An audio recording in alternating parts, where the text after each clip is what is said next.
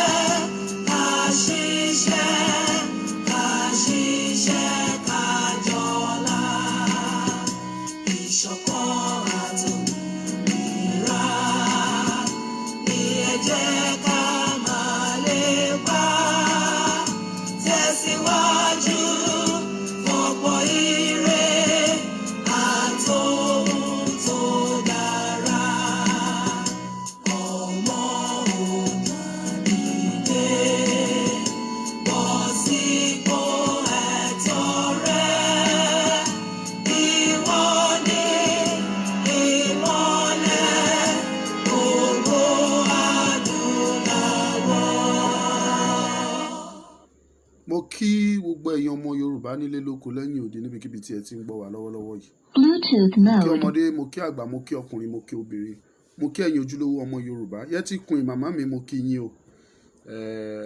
Ẹ̀yin tí ẹ ti ń wá bẹ́ẹ̀ ṣe máa pè mí tí ẹ rí bí pè sí, my number is available now láti pè. Yẹn program number wa, number tá a fi ń ṣe program is available now. Yẹn 07046092484 ó wà available láti pè ń sìn ní pamọ́ for some reason. So ẹni tí mo torí ẹ̀ wá lè ní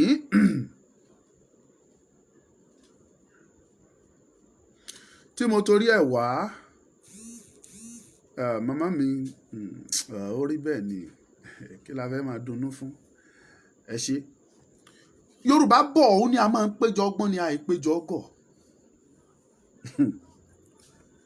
Yorùbá dẹ̀ tún pòwe kan wọ́n ní èèyàn ò ní gbé ẹdìyẹ sábẹ́ aṣọ kó máa gbin àgbàdo. Gbogbo ẹ̀yin olóríire ọmọ Yorùbá tẹ́ ń wo fídíò yẹn bá mi share, ẹ bá mi pín. Ẹ̀yin tẹ́ wà ní YouTube ẹ bá mi pín, ẹ bá mi comment, kẹ́dẹ̀ subscribe sí YouTube yẹn. Àwa ń bẹ̀ yín ni ẹ pín, ẹ jẹ́ kí mẹ́sẹ̀jì yẹn lọ kó dọ́dọ̀ àwọn bàbá wa, àwọn ìyá wa, àwọn ẹ̀gbọ́n wa, àwọn àbúrò wa tó wà lórílẹ̀‐èdè Amẹ́ríkà. Àwọn ẹ̀gbọ́n wa, àwọn àbúrò wa tó wà lórílẹ̀‐èdè UK, àwọn bàbá, àwọn ìyá tó wà ní United Kingdom.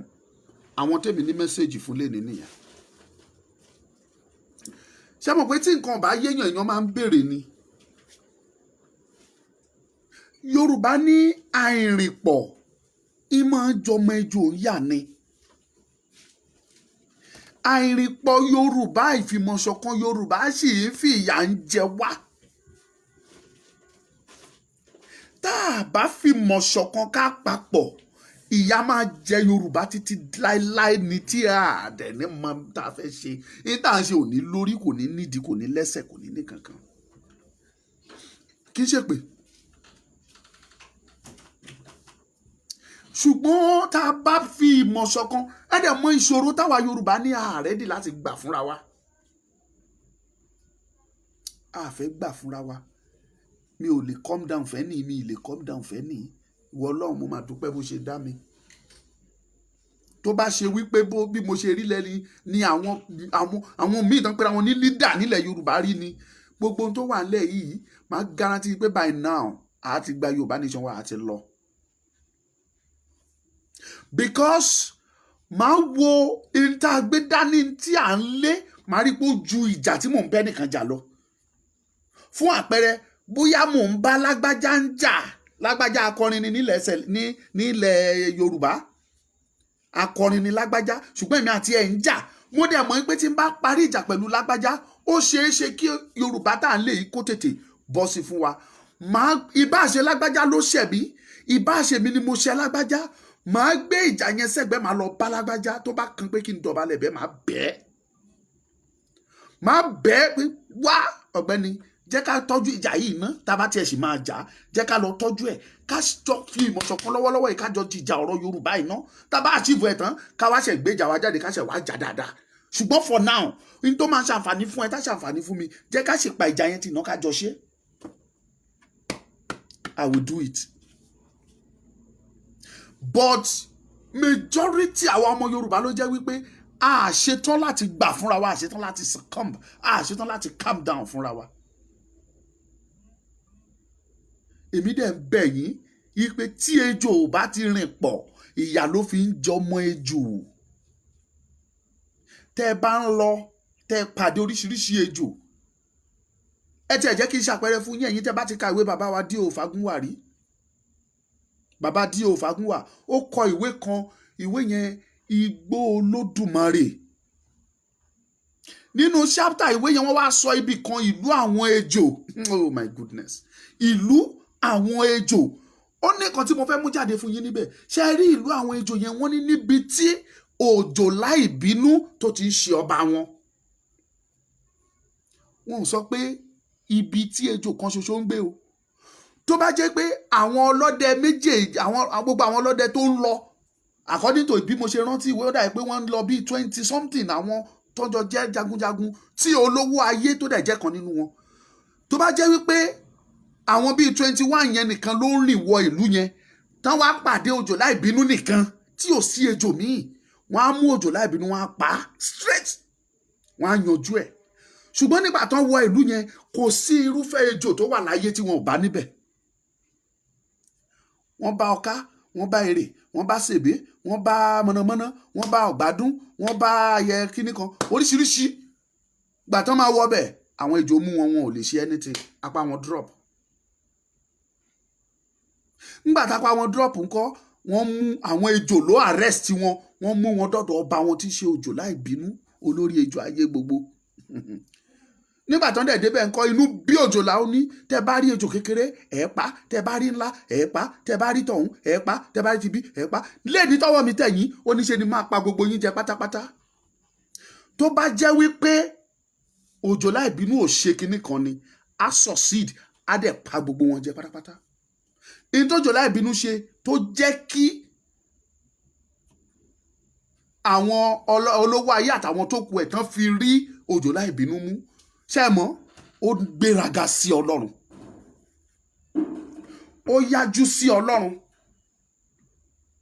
in tí ó ṣe nìyẹn tí Ọlọ́run ṣe fi àyè sílẹ̀ tán fi rí òjò láì bínú pa. kí ni mo fẹ́ mú jáde ni wípé àìrìpọ̀ ìyà ló fi ń jẹ ọmọ ejò. àìrìpọ̀ àwa ọmọ Yorùbá ó ti ń fìyà ń jẹ wá, ìyà yẹn pọ̀ jù. tá a bá dẹ̀ wá solution sí, máa guarantee pé bá ṣe máa ké tòtòtò dọ́là nìyẹn. Nàìjíríà dẹ̀ pa gbogbo wa tán, kò sí ní tẹ́ ẹ ṣe. not just Nigeria, Fúlàní á pa gbogbo wa tán. ẹ gbàgbé ọ̀rọ̀ Nàìjíríà. mo wá fẹ́ sọ fún yín kí n tó round up ọ̀rọ̀, because I don't have much time to talk today. ṣé rí, èmi rò ó, àwọn kan ti pè mí, this is the right time for us to unite now.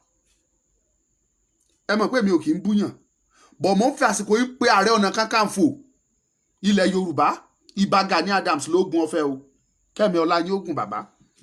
tó bá ṣe lótìtọ́ àti òdodo lẹ ṣetán láti jà fún ìran Yorùbá, lẹ fẹ́ kí orúkọ yìí kó wọ ìwé ìtàn, àkókò rèé tẹ̀yin fúnra yín gbọ́dọ̀ dìde. gbogbo àwọn tó bá yẹ kẹ́ ẹ bá sọ̀rọ̀ lásìkò yìí, gbogbo meeting summit tó bá yẹ kẹ́ ẹ ṣe lásìkò yìí, kẹ́ ẹ fúnra yín, kẹ́ ẹ gbéra, kẹ́ ẹ lọ bá wọn. ẹ gbàgbé oyè, ẹ gbàgbé ipò for now. Ààrẹ Ọ̀nà Kakanfò, Ọlọ́run fi yín sí ipò ni, ẹ lo ipò yẹn now. ẹ gbàgbé pé mi ò lè lọ sọ́dọ̀ ẹnìkan. tó bá dé bí ọ̀rọ̀, tó bá tí ọ̀rọ̀ bá kan bí ọ̀rọ̀, ẹ dìde ààrẹ, ẹ rìn lóru, ẹ kò sẹ́ni tá mọ̀ bí tẹ́ ẹ rìn lọ. ẹ gbéra, gbogbo àwọn tó bá yẹ kẹ́ ẹ bá sọ̀rọ̀, gbogbo àwọn tó yẹ kẹ́ ẹ pè, gbogbo ìpàdé kọ́lọ́fí tó yẹ kẹ́ ẹ ṣe, ẹ pè wọ́n. káwa gan tá a jọ ọmọ lẹ́yìn tá a mọ bó ṣe ń lọ gan, ká má mọ bó ṣe ń lọ, ká má mọ̀ pé ti reach conclusion lọ́dọ̀ yín, pé ti fẹ́ jọ ṣiṣẹ́ papọ̀. by calling on to baba Akíntóyè, ẹ pè baba Akíntóyè, ẹ pè gbogbo àwọn àgbààgbà tó yẹ kẹ́ ẹ pè. Ààrẹ Ọ̀nà Kakanfò, baba Akíntóyè, mo bẹ̀ yín fúnra yín wípé ẹgbẹ́ tí òkè ò bá wá bá Muhammadu, ẹ̀yin fúnra yín ẹ jẹ́ kí Muhammadu yín lọ bókè. ẹ pè Ìgbòho fúnra ara ẹ tà mọ̀ pé ẹ̀yin àti Ìgbòho jọ ń sọ̀rọ̀. ẹ lọ tí ààrẹ ò bá wá béèrè yín, tí ò wá yín wá, ẹ̀yin fúnra yín ẹ wá ààrẹ lọ. gbogbo àwọn tó yẹ kẹ́ ẹ wá bàbá, ẹ wá wọn rí lásìkò yìí, ẹ mú ìjà kúrò, ẹ mú àgbànímí kúrò. ẹ kò sí tẹ́nikẹ́ni fẹ́ fi yín ṣe bàbá. ẹ gbàgbé, ẹ rìn kẹjọjọ fi ìmọ̀ yín ṣọ̀kan, ẹ lọ bẹ̀ wọ́n. tẹ́ ẹ bá dé ibẹ̀ tí wọn ò tẹ̀lé ń tẹ́ ẹ sọ, gbogbo ojú láàrí, gbogbo ayé á mọ̀. ẹ sọ ẹ pẹ̀lú ẹ̀rí pé mo lọ ọ̀dọ̀ lágbájá níjọba ẹ lásìkò báyìí, ní tí mo sọ fún rèé, èsì tó fún mi rèé. gbogbo ayé lá mọ̀, á mọ̀ bí tá a fẹ́ lọ, á mọ̀ bí tá a fẹ́ dúró sí. bó ní ká tiẹ̀ dúró sí gan lásìkò yìí kò yé mi. mo sọ, èmi ò dúró sẹ́yìn ẹnikẹ́ni, mi ò ní lídà kankan. ìjà tẹ́mi jà is Yorùbá must stand. àtàrẹ o, àti bàbá Akíntóyè o, àti olóyè Ìgbòho o, àti eléyìí tí ò ṣe, gbogbo yín ni aṣíwájú fún mi. mi ò dẹ̀ pledge loyalty fún ìkankan nínú ẹ̀yin tí mo dárúkọ. whereas loyalty mi mo pledge ẹ̀ fún ìran Yorùbá ni. pé tí mo bá da Yorùbá, tí mo bá gba ọ̀nà kọ̀ọ̀kan, ọ̀nà ìbúrú, bóyá by money or by anything else, tí mo da ìran Yorùbá, kí ìran mi kó lọ sí kán má gbúrò mi mọ́. Power off. Mi ò pledge fún anybody until tí gbogbo yín bá jọ unite ẹjọ́ fìmọ̀ ṣọ̀kan tá a mọ̀ pé ẹni ló ń darí wa òun ló ṣíwájú wa tó jẹ́ pé tí wọ́n bá ti sọ gbogbo Yorùbá ló sọ kì í ṣe pé kẹ́nìkan pàṣẹ l'Óṣogbo kánọdá pẹ̀sì pàṣẹ tiẹ̀ l'Ékòó kánọdá pẹ̀sì pa tiẹ̀ l'Oǹdó kí mi ìpa l'Ọ́yọ́. Ìyà ló fi ń jẹ ìran Yorùbá. Ìyà ló fi ń jẹ ìran Yorùbá á dẹ̀ continue àti máa á jẹ ìyà yẹn débi tẹ́ni. Ẹ gbàgbé ipò, ẹ gbàgbé ọjọ́ orí, ẹ gbàgbé bó ṣe ń lọ. Ẹ̀yin tá à ń wò lọ́wọ́lọ́wọ́ yìí ẹ lọ bára yín sọ̀rọ̀ kẹjọ unite kẹjẹ kájọ sọ̀rọ̀ kẹ ẹ sọ̀rọ̀ kẹjẹ ká mọ bí tá a fẹ́ lọ.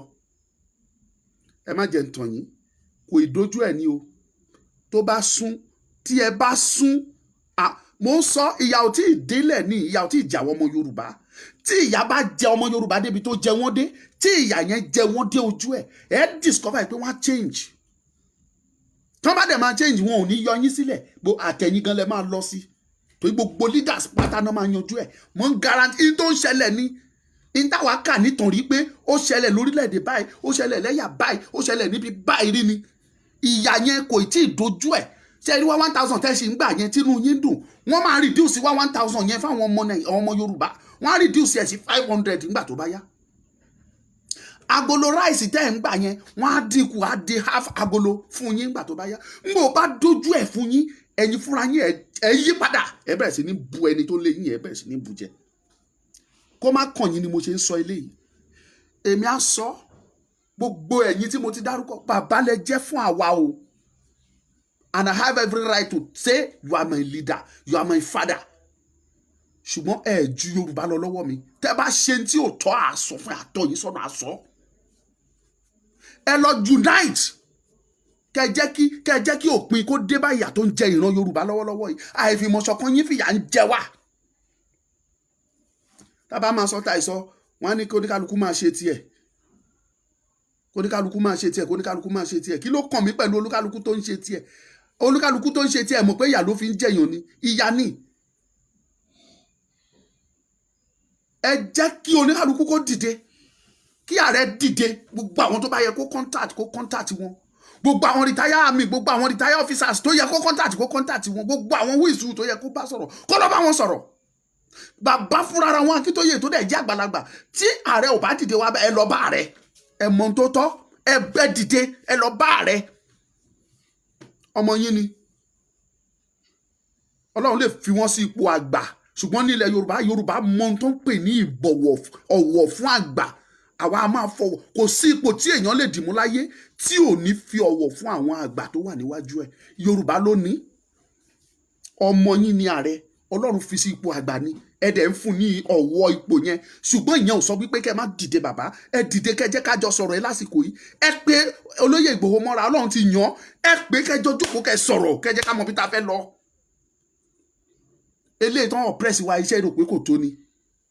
Èmi ń sọ eléyìí torí ìfẹ́ tí mo ní sí yín ni torí tó bá délẹ̀ wọn ò ní yọ yín sílẹ̀ nínú àwọn tó máa dá sẹ̀ríà fún. Òótọ́ ni mo sọ fún yín wọn látẹ̀yìn náà lẹ bàjẹ́ wọn lẹ gba contract ẹ̀yin náà ṣe rí wọ́n sọ wọ́n gbú ìtàn jáde wọ́n pa ìtàn fún yín this is Yorùbá for you wọ́n pa ìtàn fún yín méjèèjì tẹ́ ẹ bá dìde.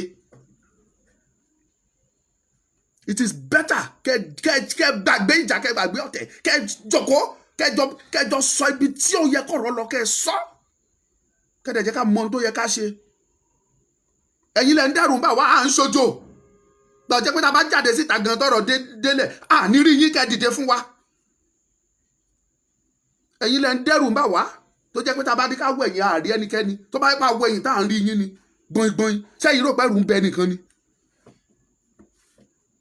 Ẹni bá fẹ́ kú máa kú ẹni tó fẹ́ kú á kú ni ẹ̀rù ò bá ẹnìkan ṣùgbọ́n ẹ̀yin tó ń bà wá lẹ́rù ni ẹ̀yin tẹ́ ẹ pẹ́ra yín ní bàbá wa wọ̀nyí tá a mọ ibi tẹ́ ẹ ń lọ gan ṣé ìjà ara yín lẹ́ ń jà ní àbí ìjà ìran Yorùbá. Anyway let me leave that one. Now ẹ̀yin tẹ́ ẹ wà ní Amẹ́ríkà tẹ́ ẹ wà ní UK tẹ́ ẹ wà ní diaspora generally but most especially ẹ̀yin tí Amẹ́ríkà àti UK over to you. Ẹ ti ń gbà wá ẹ̀gbọ́n tí mo sọ ẹ ti ń gbà wá ṣùgbọ́n gbígbà tẹ́ ẹ ń gbà wá kò iṣẹ́ yín ò tiẹ̀ tí ì yọ rárá. Ọ̀rọ̀ yín lọ́wọ́lọ́wọ́ yìí ó dàbí ẹni tó fẹ́ kọ́ ilé olókè méjì tí ò tí ì gbẹ́ foundation tó jẹ́ pé ó sì ń já òkúta.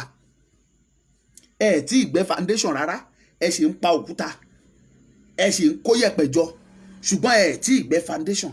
Òun lọ̀rọ̀ yín o. Ẹ̀yin ọmọ Yorùbá tó wà ní UK tó wà l'Amẹ́ríkà.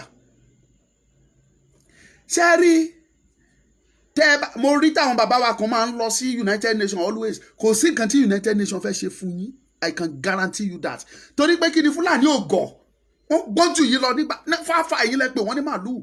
Wọ́n dẹ̀ jẹ́ kó yẹ yín pé ọpọlọ màlúù táwọn ní àwọn á fi ṣe yín pa. Wọ́n dẹ̀ ń ṣe wá ẹ̀ẹ́dẹ̀ mọ̀. Wọ́n ò gọ̀. Gbogbo strategic places tó yẹ kí àwọn ọmọ Yorùbá dì mú, wọ́n ti plant àwọn ọmọ wọn dà síbẹ̀. Tó fi dórí United Nations. Bẹ́ẹ̀ bá dé World Health Organization, ọmọ Fúlàní lẹ̀ bá ń bẹ̀ tó represent Nigeria. Bẹ́ẹ̀ bá dé United Nations, ọmọ Fúlàní lẹ̀ bá ń bẹ̀ tó represent Nigeria. UNESCO, ọmọ Fúlàní lẹ̀ bá ń bẹ̀. The international organization, ọmọ Yorùbá lẹ̀ bá ń bẹ̀ pátápátá. Ọmọ Fúlàní. Let me tell you, àwọn gbọ́n ẹ̀yin lẹ́rù pọ́n gọ̀ wọn ò gọ̀. Wọ́n ti perfect iṣẹ́ wọn to an extent tó jẹ́ pé they are ready to take Yorùbá land. Ẹ máa sọ pé kò possible.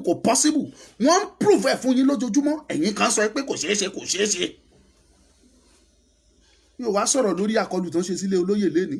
Kẹ́nikẹ́ni má send message sí mi lórí ẹ̀. I am not here to talk about that. Èyí tó jù bẹ́ẹ̀ lọ sì máa ṣẹlẹ̀. Ṣé yìí rò pé àwa ò ti retí irú ẹ̀ ni? We know that such thing will happen ní Nàìjíríà táwa yìí. So mi ìwà sọ̀rọ̀ lọ́bẹ̀. Ẹ̀yin tẹ́ wà l'Amẹ́ríkà, tẹ́ wà ní UK, ẹ̀yin lèmi ń bá sọ̀rọ̀ lọ́wọ́lọ́wọ́. Àgbàtán là á gbọ̀lẹ̀.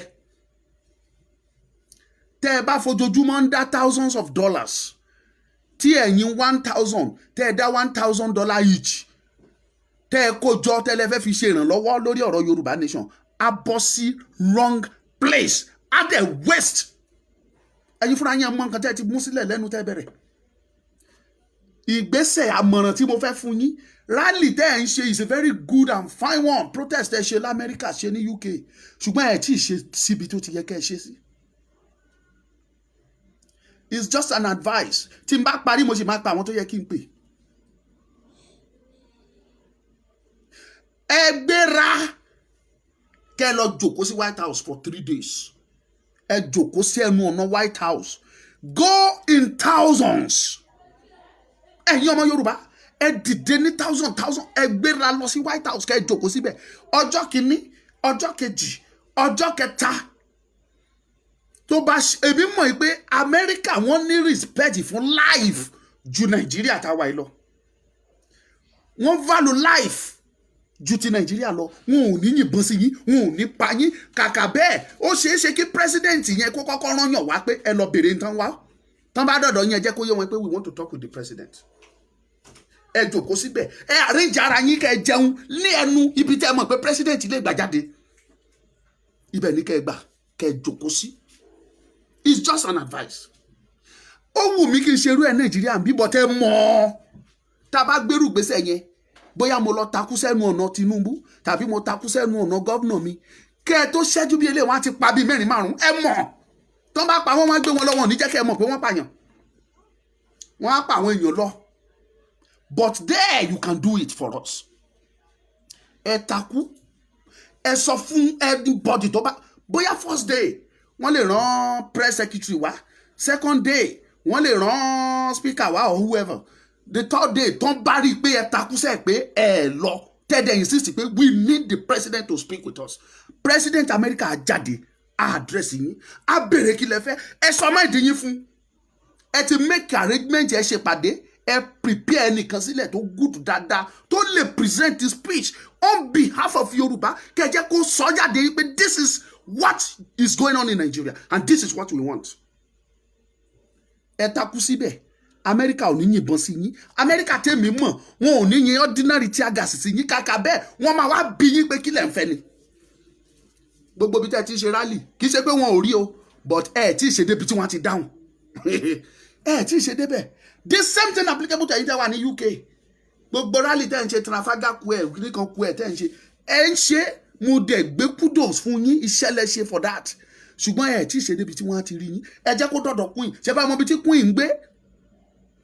ẹ ṣé kí gbogbo ojú rí kẹjẹ kó yìnbọn pa yín náà. I'm very sure United Kingdom will never do such thing. Kàkà bẹ́ẹ̀ ẹni tó yẹ kó jáde sí yín bó jẹ́ David Cameron á jáde á àdírẹ́sì yín kí lẹ fẹ́, and you will tell him what you want.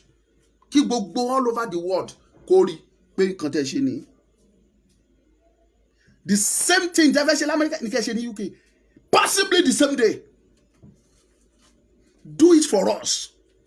Tó bá mọ̀ gbogbo ẹ̀yin tẹ́ ń dá $100 dá $50 ẹ fi $100 $50 yín ẹ fi ilẹ̀ for now. Ẹ jáde ẹ ṣe tí a sọ yìí fún àwa àti ìrandíran ọmọ wa. 2 or 3 days is enough. Ọjọ́ kìíní ẹ takú síbẹ̀ ibẹ̀ lẹ ti jẹun, ẹ prepare ara yín kẹ́ jẹun níbẹ̀ kẹ́ sùn. Ẹ̀yin tẹ́ jóbìnrin ẹ kó pampers dání àbí kílẹ̀ ń pè anything tẹ́ bá mọ̀ pé necessary tó yẹ kẹ́ lò ẹ̀yin obìnrin ẹ kó dání wá bẹ̀. Ẹ̀yin ọkùnrin ẹ mọ̀ ọkùnrin free ẹ mú gbogbo necessary thing ẹ mú dání kẹ́ bù à ń bẹ̀. First day, second day, third day máa guarantee yín wípé tí wọ́n bá àwọn méjèèjì tá a dẹ̀ ń sọ yìí they are top priority ni wọ́n ní United Nations. Tó bá ń sọ̀rọ̀ UN wọ́n sọ̀rọ̀ America, tó bá ń sọ̀rọ̀ UN wọ́n sọ̀rọ̀ UK. Ẹgbẹ́ ìgbésẹ̀ yẹn máa guarantee you pé ẹ rí pé positive result máa jáde. Ibẹ̀ lẹ́tí máa demand fún referendum. We demand for referendum in Nigeria. We want to go. Ẹ prepare ẹnìkan sílẹ̀ tó máa give you speech. Nígbà tẹ́ bá ti rí tó jáde ẹnìyẹn lè máa presenter jáde ó lágbèwé ẹ̀ta dẹ̀ ka nǹkan tẹ́ fẹ́ fún Boris àti fún President America. Ẹ sọ fún this is what we want in Nigeria. We are peaceful people. Because we are peaceful, they are killing us. And this is what we want. Our people are ready to go. But we demand for referendum to tell you and to let all over the world knows that we want self-determination. Allow us, let us have referendum. Ẹ sọ débi pé ẹni tó wà ní UN ọmọ Fúlàní ni. So mi ò kàwé ń tèmi but ẹ̀yin kà á ẹ mọ bó ṣe yẹ kẹ́ ẹ ṣe sí.